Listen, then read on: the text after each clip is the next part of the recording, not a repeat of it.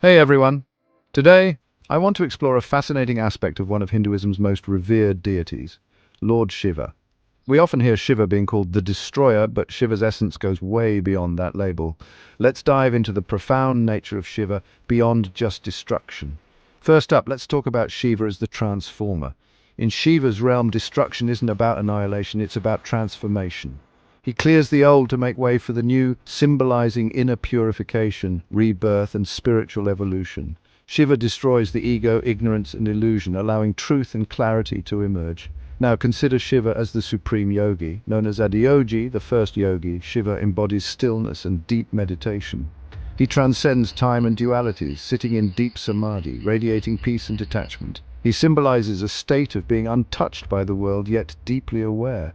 Moving on, Shiva as consciousness or Chaitanya. In Shaivism and philosophies like Kashmir Shaivism, Shiva represents pure consciousness, the ultimate reality that is formless and infinite. He is awareness itself, not just a being to be worshipped externally, but a state of being to be realized within ourselves. Then there's Shiva as Ardhanarishvara. This form represents Shiva as both masculine and feminine, half Shiva, half Parvati.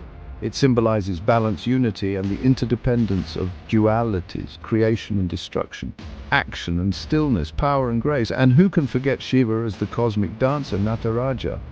His dance, the Tandava, symbolizes the cycles of creation, preservation, and destruction. It's the rhythm of the universe. Everything that exists is in motion, and Shiva is the pulse behind it all. Shiva's connection with nature is also profound. Living on Mount Kailash, dressed in tiger skin, adorned with snakes, and with the Ganga flowing from his hair, Shiva embodies non-materialism and harmony with nature. He masters primal forces, showing his deep bond with the natural world.